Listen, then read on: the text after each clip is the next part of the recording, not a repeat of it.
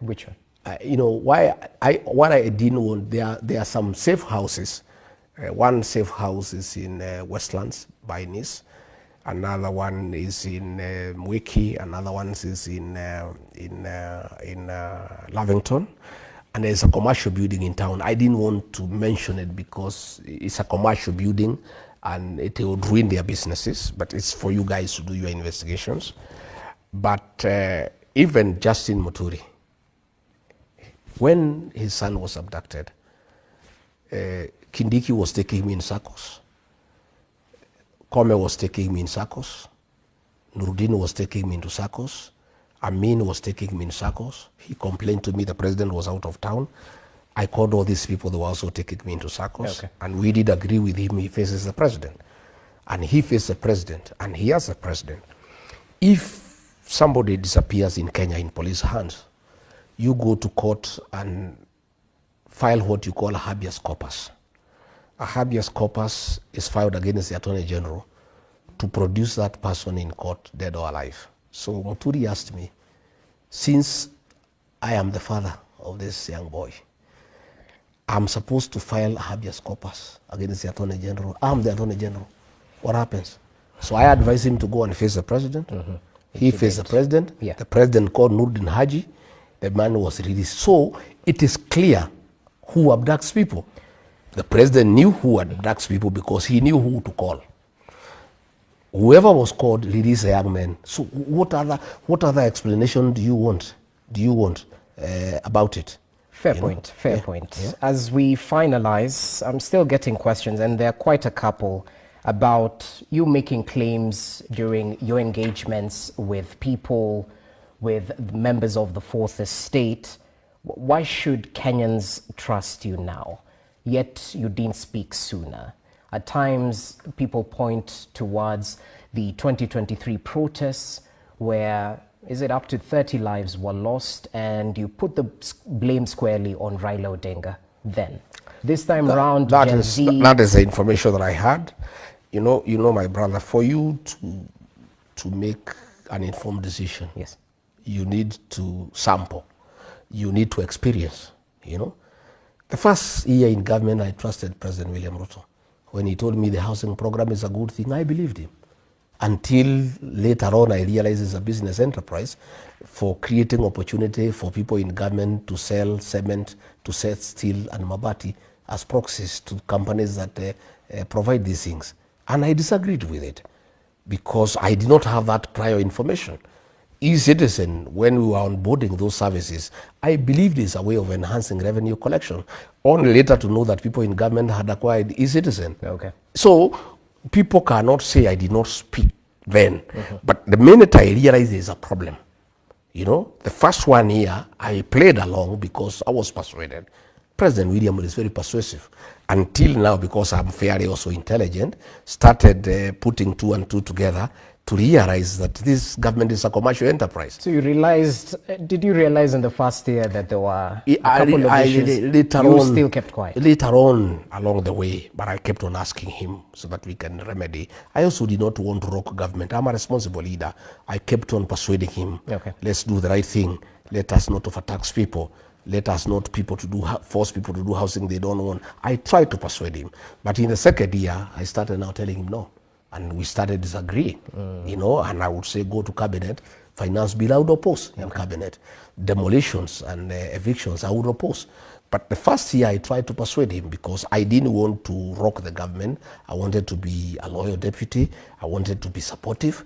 But when I realized that the government is against the people of Kenya and it's a commercial enterprise, everything in this government is about deals, There is no decision that is made without a commercial interest, including our foreign relations. Did you make these deals yourself?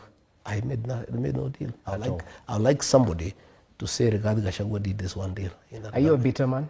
I have no bitterness at all. But I carry people who are bitter. I have many people who are bitter with me. My community is bitter with me. They are learning, they are forgiving me slowly. But many are not able to forgive me because I came and said, William Ruto is a good man. They asked me, do you trust him? I said, yes.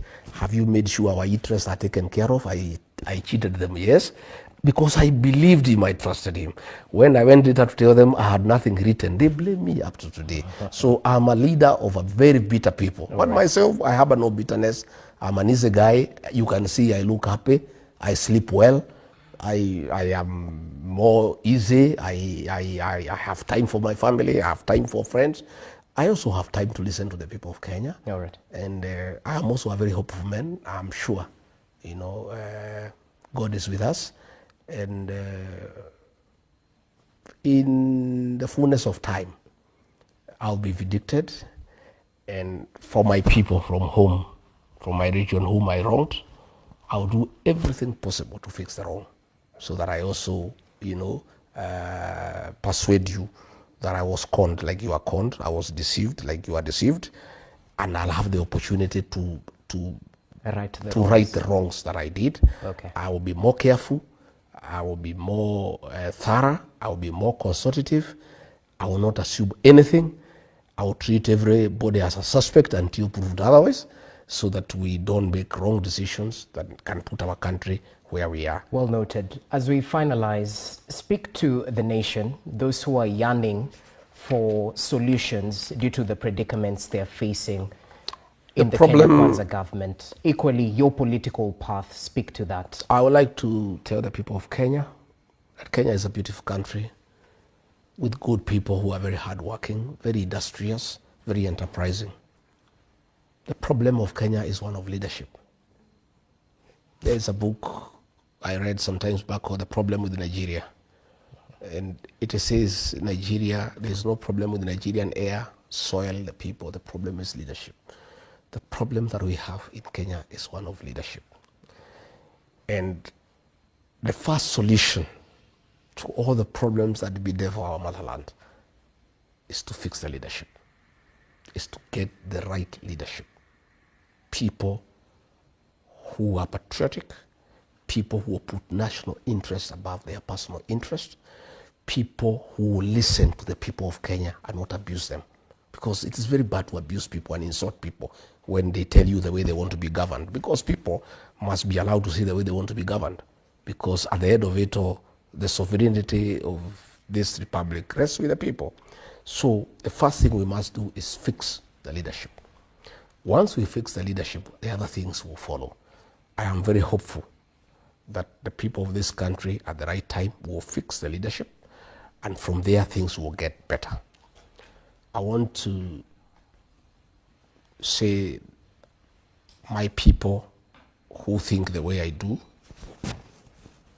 the leaders in the Senate, in the National Assembly, I feel for you the way you are being harassed, the way they are getting trumped up charges against you. The MP for Juja, because of questioning the funds for AUC, was arrested, and he has been charged with a crime that is alleged to have been done 30 years ago in 1994. Today, he's being arrested and charged with a matter for 1994. It's harassment. There is a scheme to plant bangi and arms on Senator Karongo Thangwa, so that they have tried to look for something to arrest him.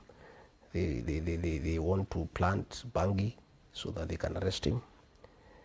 They have been trying to get charges against me. A whole unit called the Economic Division at DCI, about 16 people have been assigned to turn my life upside down. Right. And see whether they can get something to take me to court. My own children have been harassed. They used to have a place they were doing business. They have stayed there for the last 7 years.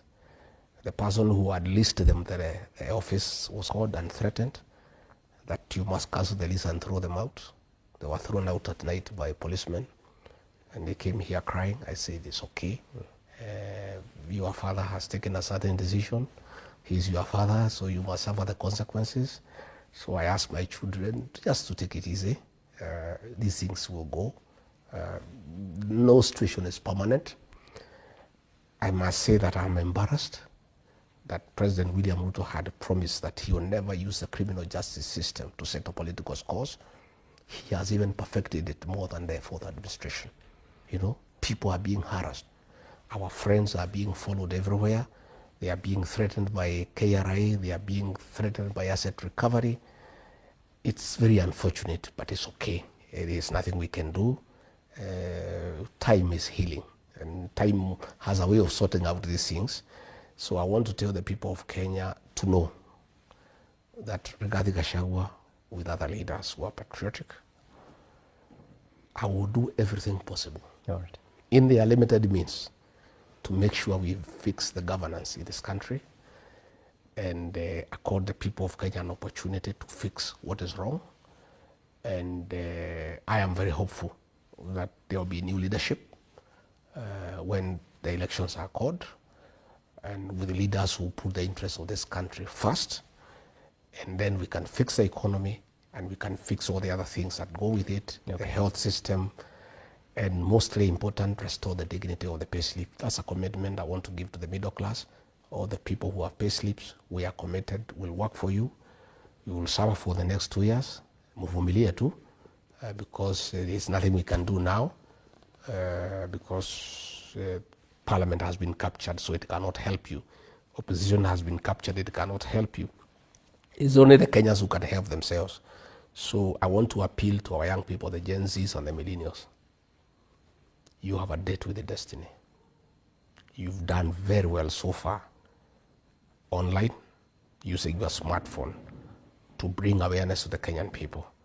But that is not enough. My sons and daughters, my grandchildren, we are depending on you as a nation. You must take IDs, you must register as voters, and you must come out and vote. What you are doing is good, but it's not complete. The final liberation of this country will be on the ballot box. And it's the Gen Zs and the millennials who will do it for this country. And they owe it to us as their parents. As we are getting tired, we are aging, we are getting a bit sluggish, our young people have a responsibility for us and for the country to sort out this issue. And you sort it out on the ballot by registering as voters and actually coming out to vote, and making sure they also protect the vote by making sure that everybody is aware of what is happening. Okay, well noted. Asante sana for your time. And it's not lost to Kenyans. By the way, it's an inside joke. They refer to this place as Wamunyoro Annex. Hey. This cannot be Wamunyoro Annex. Wamunyoro is a beautiful place. You should come there. Okay. Will you invite us next time? Yeah, come to Wamunyoro. Wamunyoro is a small village. And it is a symbol of resilience and defiance. And that is why people troop there. And self-determination. It is on the edge of the Mount Kenya forest. And it's very significant because it is in the Mount Kenya forest that ordinary Kenyans with no guns, with nothing, just a panga and a resolve to have freedom and their land, fought the British colonialists with their guns, with their bombs, with their aircrafts, and got freedom for this country. From Wamunyoro, we shall fix this country. I'll do whatever it takes with other Kenyans, with other leaders, so that we make sure we reclaim back our motherland and put the right leadership into this country that will bring prosperity, that will bring accountability, transparency, and bring development, and improve the welfare of our people, and make sure that Kenyans are happy and they are not struggling. Well noted. Asante sana for your time. And we can't end this interview without hinting what you'll be waking up to tomorrow on Kenya's bold newspaper, The Standard. The headline tomorrow is Raila caged, all to do with the power play in hand currently